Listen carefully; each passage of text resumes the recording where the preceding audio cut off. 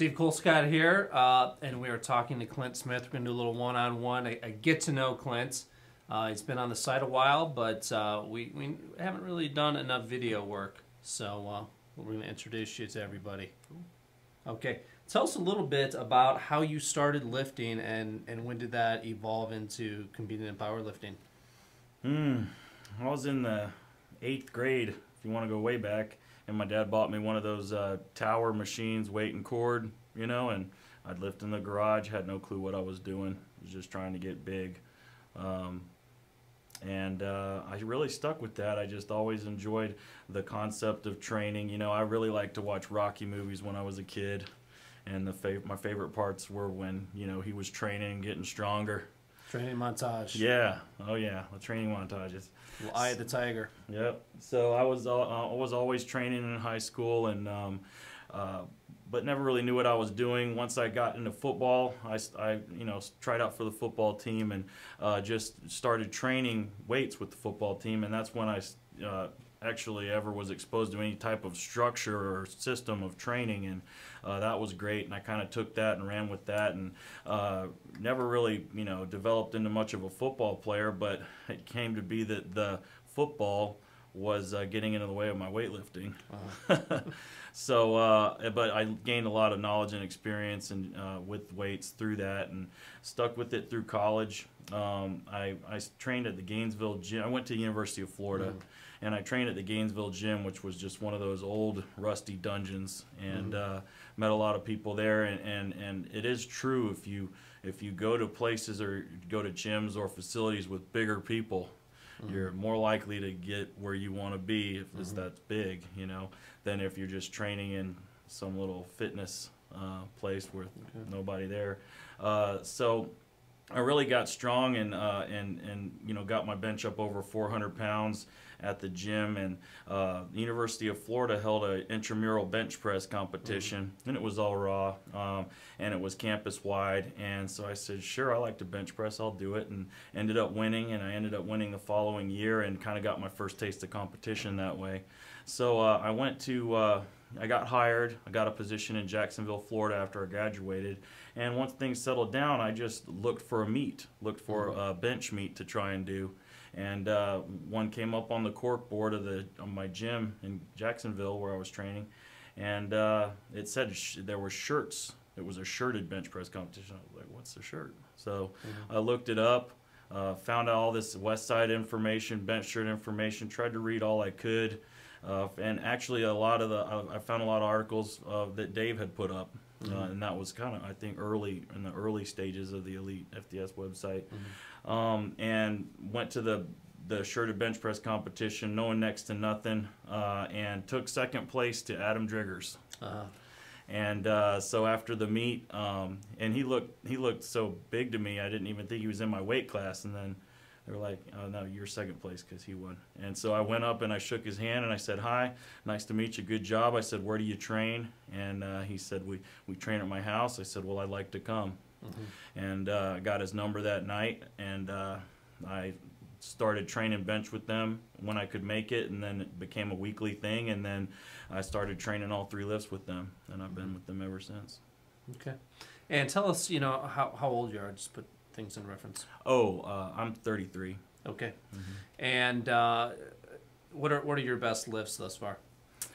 My best squat is a 953, and I started out 220 weight class, but I've grown into the 242 weight class, and now I'm kind of like a middle 242er. Don't have a ton to drop to make the weight, but my best squat is 953 and 242. My best bench is 810 and 242, and my best deadlift is 770 and 242. But I haven't put those all together in one meet yet. So my best total is 2485 at 242. Okay. And you were doing some good lifts. I just caught the ends of some of them. What did you do in the gym this weekend? Oh yeah, my lifting went pretty well this weekend. I'm happy with it. I worked up to a 950 squat, which is and handled it well. So I like I'm liking where I should be in about a month when the meet comes around. Deadlift, I pulled 760 pretty well, and just missed 800 at the top, but it was a good sign for me because I didn't drop the 800. My grip didn't fail, which is something that's been plaguing me with the deadlift. So that was some progress. And on bench, I worked up to a 2 board and hit 900 off a 2 board today. So you, career-wise, you've got a lot left in the tank. I think it looks like this year and the coming years you're going to be doing some things. Yeah, I think so. I mean, I'm optimistic that I can still keep improving. I think that recently I've added, in the past year, I've added 10, 15 pounds body weight, and I think that I'm going to continue to, what would you say, develop that into pounds in my total. It takes a while, you know, to get that. But I think that for powerlifting, especially in the age of geared powerlifting, you can continue to make gains and be on that rise well into your 30s, and maybe even for some, if they were fortunate to stay away from injury, into the early 40s, you know. So I'm optimistic about that. Tell me what you do for a living. I'm a civil engineer, and I'm I specialize in drainage and stormwater, and I live in Florida, so that's a good place to be a drainage engineer because everything is wet and flat. Okay, and how does engineering and project management, how does that work? You obviously have a very orderly mind. I would guess that you're probably very good with breaking down technique. How does that work into your training and to helping the other people on your crew? I'd say that it just helps me to think about things analytically.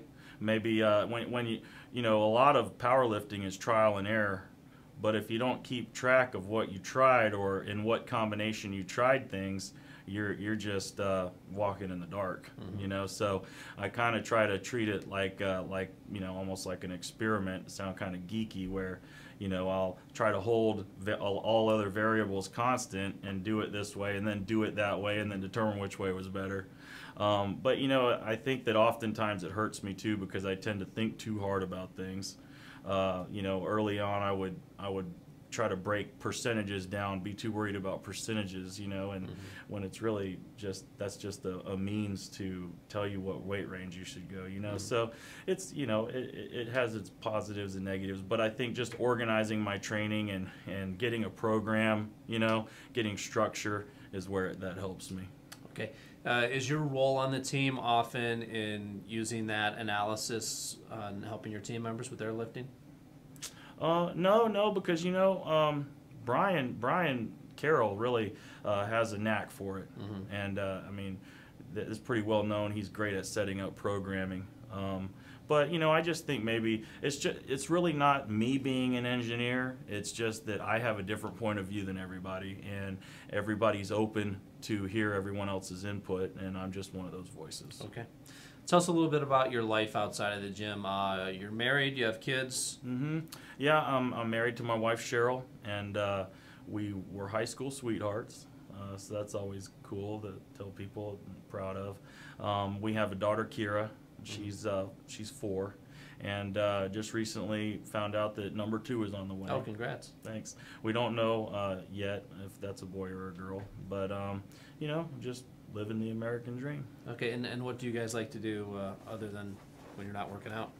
Well, you know, when you're a parent, you know, that your options dwindle unless you can get a babysitter and get everything set up and the moon is just right.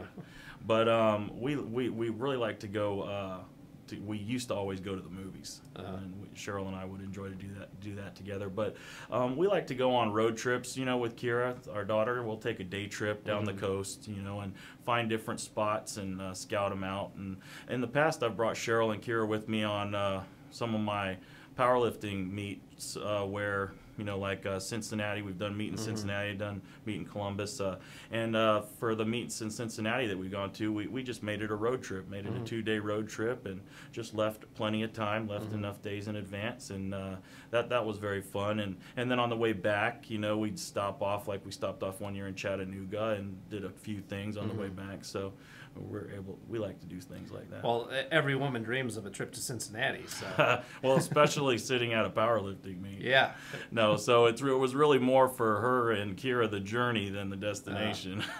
It's nice on the way back. You mixed in some non-powerlifting stuff in there. That's always a key for people at home. Keeps the relationship a little bit fresher. Yeah.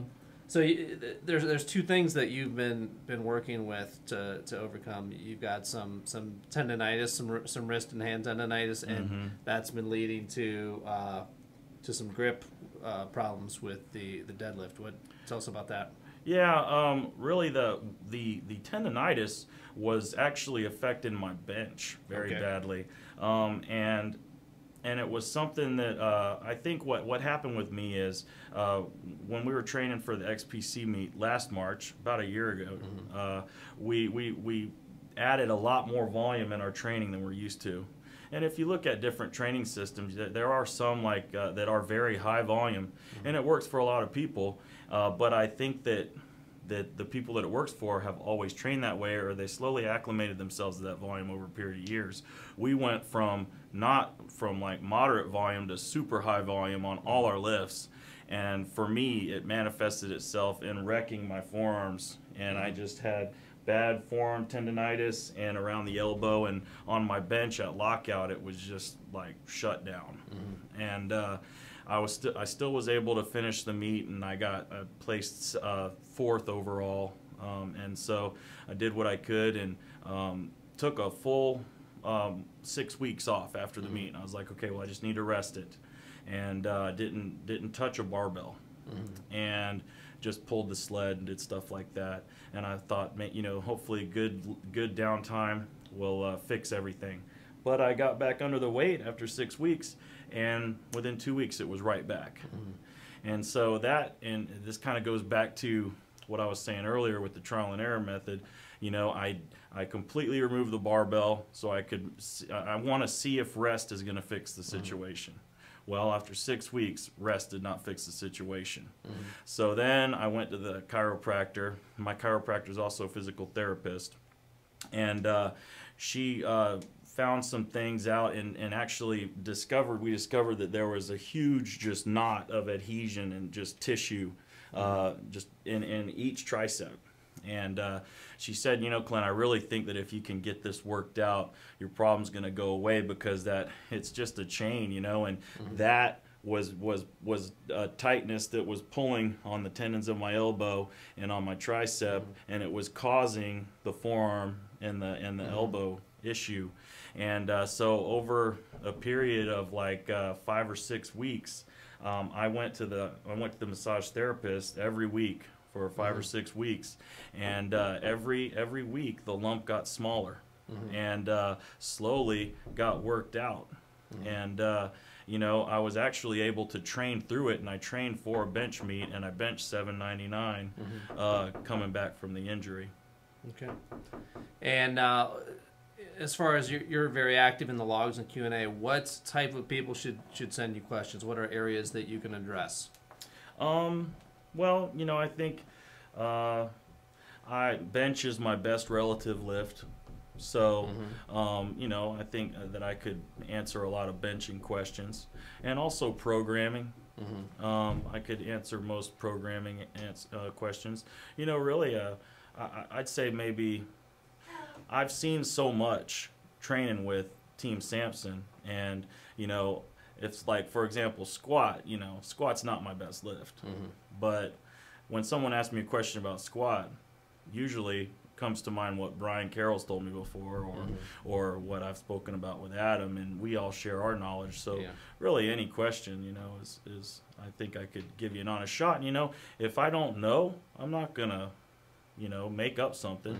I might recommend somewhere or someone for you to ask. So if I can't help you, I'll point you in the right direction. Okay. Clint, good talking to you. Thank you. And thanks a lot.